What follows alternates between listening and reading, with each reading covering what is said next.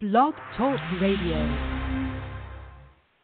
Welcome, world. Welcome once again to Tuesday Talk with Key West Lou.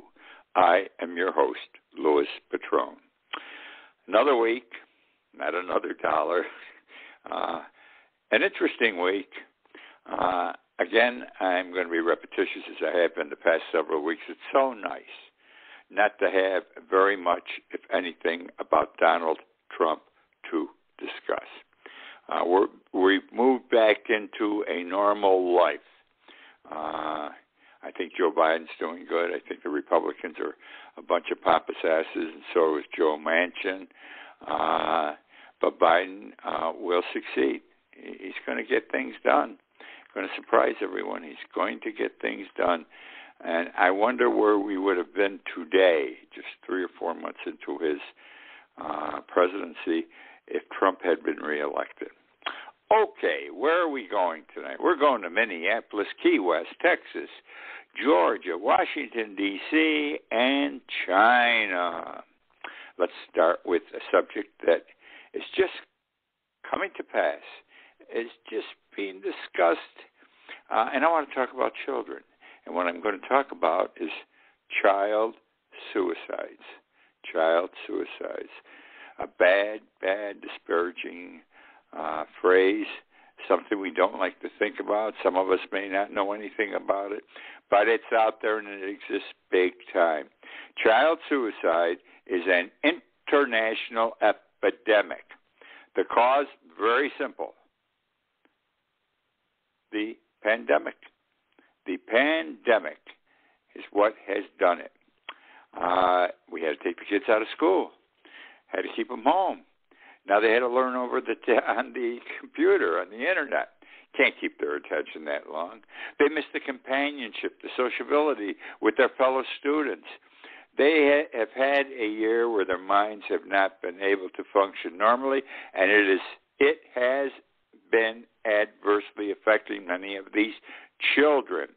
Attempted suicides and suicides. I thought several months ago it was too early to send them back to school. And quite frankly, I didn't even think about the suicide issue. Though at the present time, I am convinced, as most people are, it's time to send the kids back to school. I've got 2 going to the high school here in Key West. They would go nowhere without those masks. And they say it's all very stringently adhered to in school, and they have no concern about getting sick. He says that mask never comes off except to eat lunch. Okay, here's the story with child suicide. In England, there is a doctor called David Greenbaum. The Associated Press recently interviewed him. He's an expert. He's an expert on the issue of child suicides. He says it is not being recognized as it should at the present time. Suicide attempts, have gone recently, he said, from a couple per week pre-pandemic, have gone from a couple a week pre-pandemic to more than several per day. A couple a week pre-pandemic, now more than several a day. And again, it's not being recognized, he says. Children as young as 8 years old, are attempting committing suicide or are committing suicide. 8 years old. Why? Because a year is really a long time. The kids are fed up. They don't see an end to this staying home, the internet, not seeing their friends, not going to school. This is their social existence. You know, you don't think about it till someone mentions it, but it was my social existence and yours going to school, grammar school, high school, and even college. It was our social existence. Now, Dr. Greenberg, said also regarding suicides, they have gone from 20 per month, 20 attempts per month, to, with regard to 15-year-olds or younger, more than 20 attempts per month, 15 years or younger, to more than double that number, to more than double that number, over 40 attempted suicides, 15 and under. The doctor said, and I quote, "We are surprised by the maturity of the desire, to die among kids 12 or 13 years old. Some, as early as 9 years old. It's a genuine wish on their part to end their lives. We've got a real problem on our hands, not just in England, but in this country, I'm sure. Hopefully soon the kids will all be back in school. We'll see if they avoid the pandemic problem. They should. Everybody's getting the shots. We're down to 18-year-olds this week, I think. So it's going to hit the kids in the high schools next and so forth. Let's see what happens. And because if it doesn't happen, they can't stay in school. Based on what this Dr. Greenborn says, we have a very, very, very serious problem. Problem that is not being discussed in this country. I want to mention that also. Where have you read about it? Where have you heard about it on TV or through some form of media? Okay, now let's go to the trial. Derek Chauvin's trial for his alleged murder of George Floyd. This murder trial in Minneapolis has captured the minds of everyone in America, perhaps all over the world. It reminds me of O.J. Simpson's trial. Do you remember O.J. Simpson's trial? More than 20 years ago, perhaps more than 25 years ago. Everyone was glued to their TV set.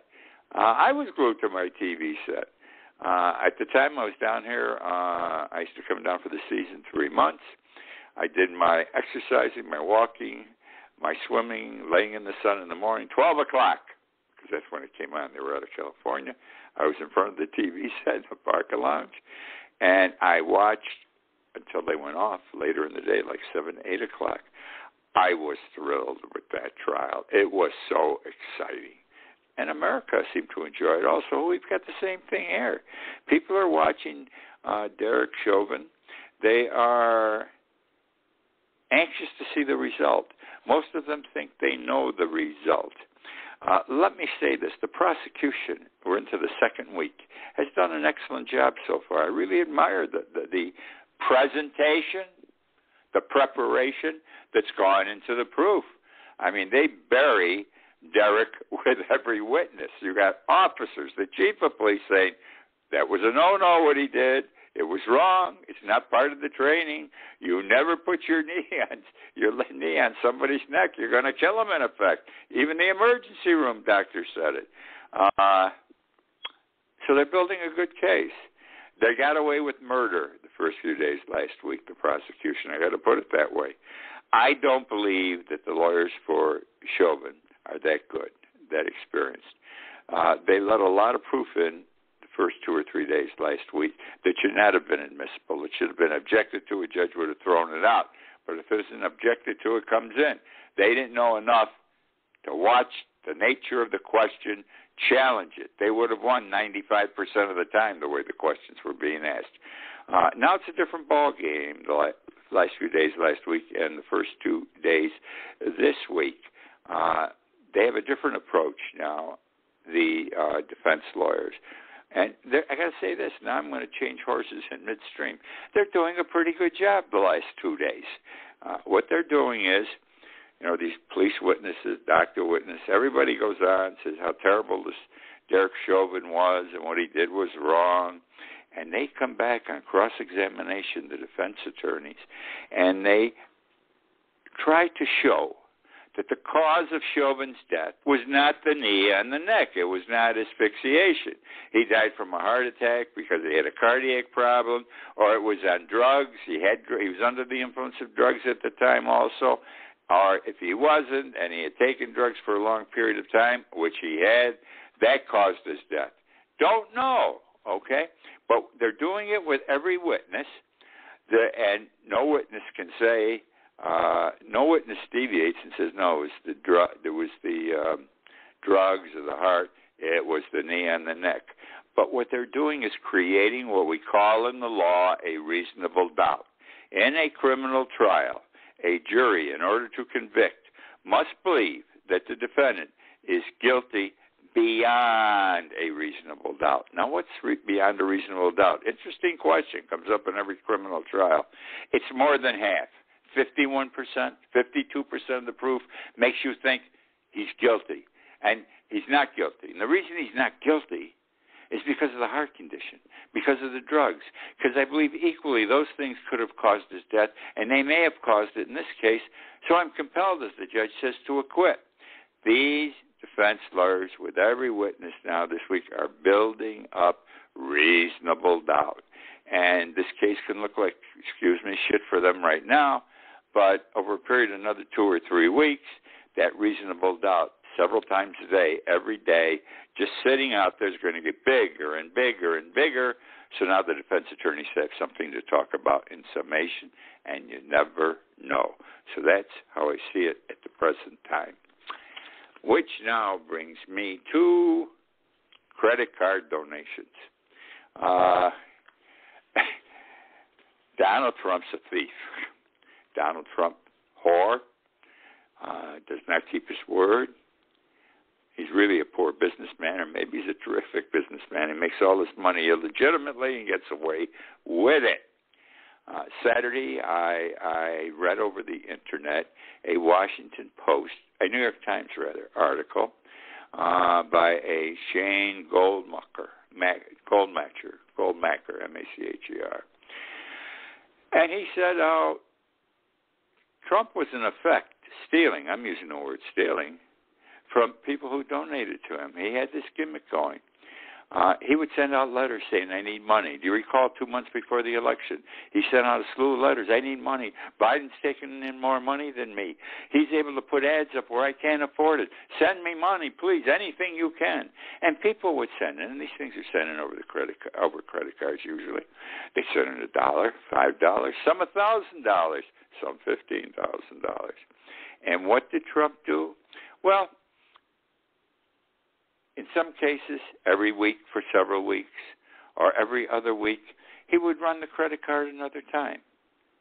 And then the following week, he would run that same credit card another time, always for the same amount that the fellow, whoever made the contribution, the amount that person initially made it in.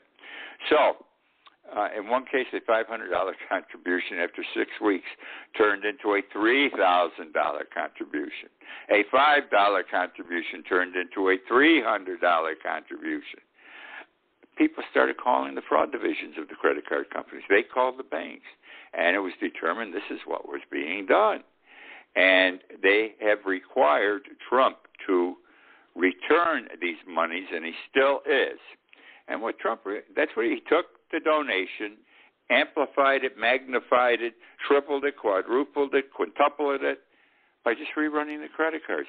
He says, oh, well, we had a little notation in fine print in yellow up in a corner or something that says we were permitted to do this if we want. Nobody read that shit. This guy's a thief. Now, let me, and this also happened after he lost the election, because now he sent out letters, and what did we say? We got to fight. This was in December and January. We've got to fight the ballot fraud. I won this election. America, they're stealing the election from me. Help me. Well, and we got those monies coming in.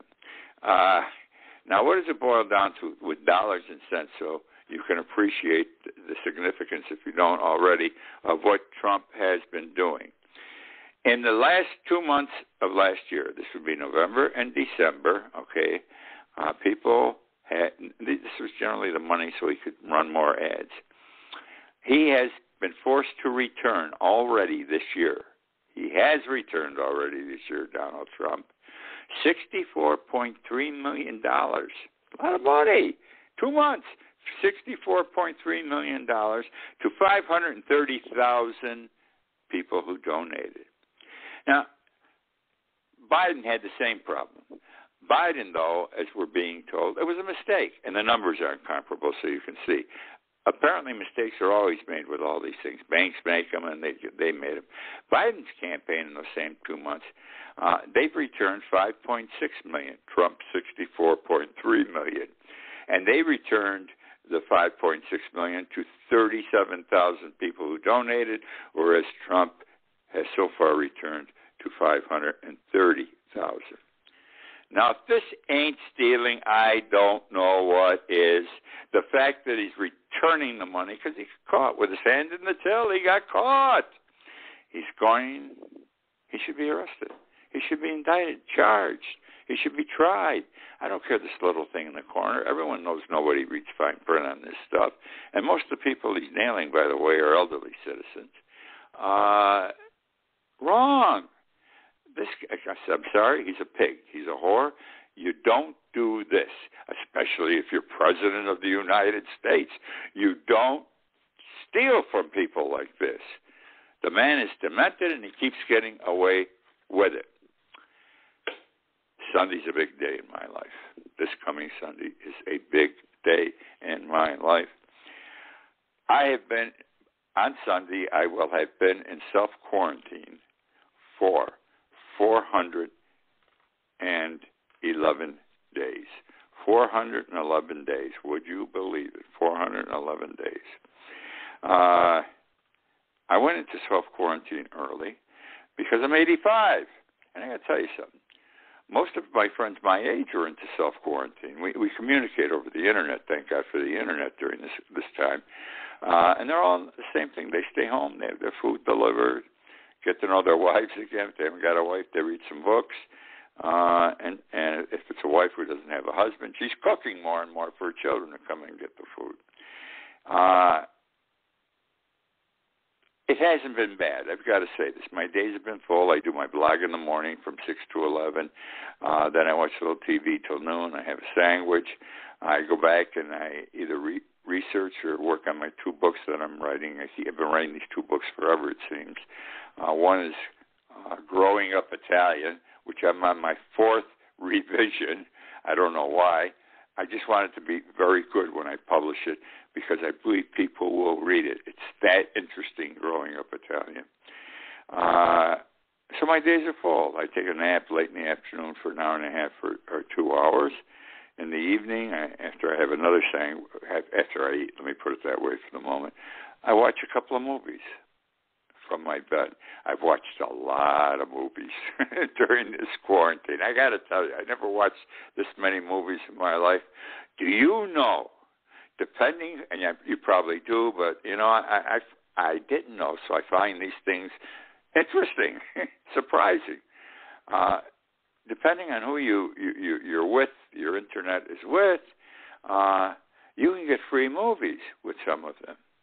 And with one channel, or with one, I don't know what you would call it, site, I can get 5,800 movies free. I'm laughing. 5,800 movies free. I hate a lot of them. I don't like silent films.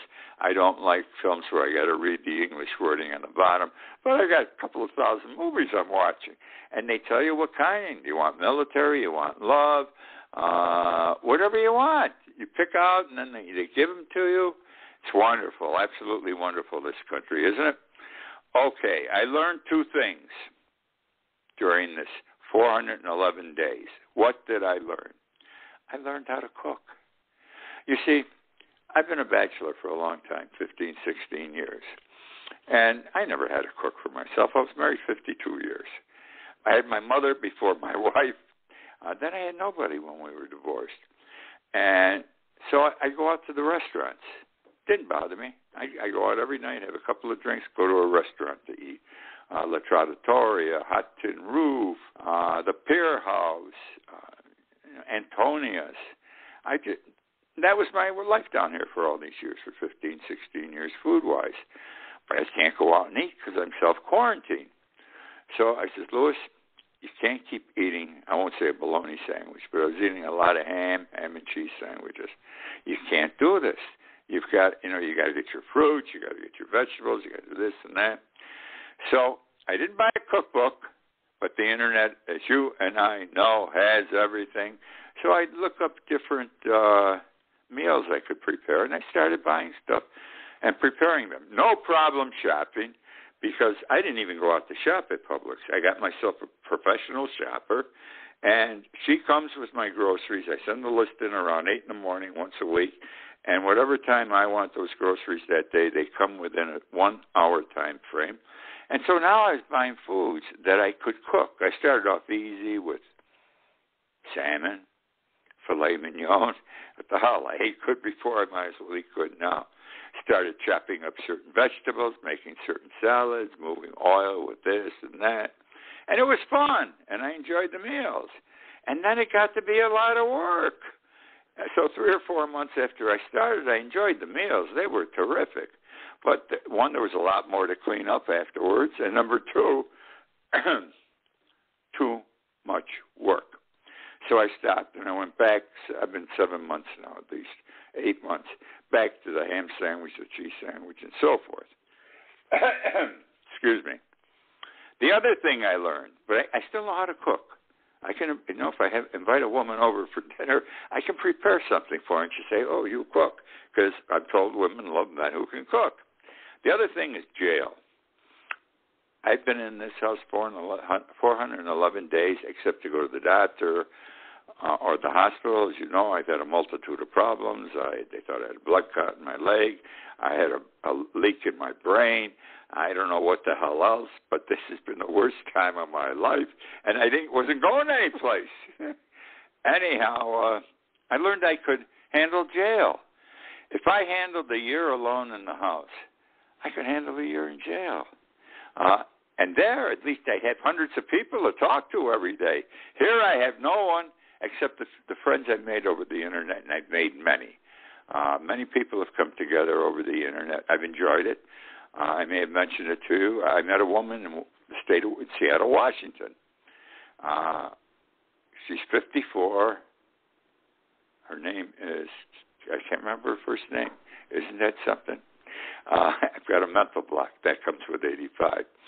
She doesn't forget, I do. But anyhow, every weekend on Friday or Saturday night, we have cocktails at 7. She drinks more than me because I gave up drinking about 2 years ago. I probably had 2 glasses of wine in the last year, and she has 2 or 3 drinks. And we're on Skype or we're on video messenger, Facebook, and we talk. And I've learned so much through her, and she's learned through me. An interesting woman, an educated woman. It's just wonderful. And I've made other friends the same way on here that I look forward to talking with. I've got friends in Europe I'm talking with. Indonesia, okay? South Africa, for real, England, all because of this coronavirus thing. So I could handle jail. Nice talking to you about that issue. You may think I'm crazy, but it's true. Jordan Spieth. If you're a golfer, you know who Jordan Spieth is. If you're not, let me tell you who he is. He's 27 years old. He came upon the scene about 4 or 5 years ago as a professional golfer. He was the hottest thing going right away. Within 2 or 3 years, he won 11 tournaments. That's big. Only a Tiger Woods did that. He was 23 and he'd won 11 tournaments, 3 of them majors. And then in 2017, he started losing. He lost his swing, as he said. He lost his swing, and he lost his confidence when he lost his swing. So he has been working on bringing back his swing since 2017. And he sucked every year. Now this year, the last 5, 6 tournaments, he started looking good all of a sudden. He's in the top 10 3 or 4 times on the last day of the tournament. He's fighting to win. He's one of the top 2. He could just never finish in recent months. He couldn't close it out, so he was the winner. He'd end up losing by 1 or 2 strokes. He finally won this past Sunday in the Valero, Texas Open, $1.8 million. It was his 12th victory. The poor guy went through 82 straight tournaments without a win. Can you imagine? 82 consecutive tournaments without a win. But he hung in there, and as he started winning this year, he kept saying, it'll happen. He was confident. He wasn't disappointed when he lose by a stroke or 2. It's going to happen. I'm there every week. It's going to happen. And he did. God bless him. The Masters is this week, and he's already won it once when he's younger. He's 27 now when he was younger. And he's going to be one of the people up front to win this tournament this year. Let's see. Let's talk about Matt Gaetz. He's another pig. He's a Truman supporter. They're birds of a feather. I mean, this is, but again, no one's accused Trump of having sex with a minor or with taking a minor across state lines for purposes of sex and paying for it. Now, what's the story here?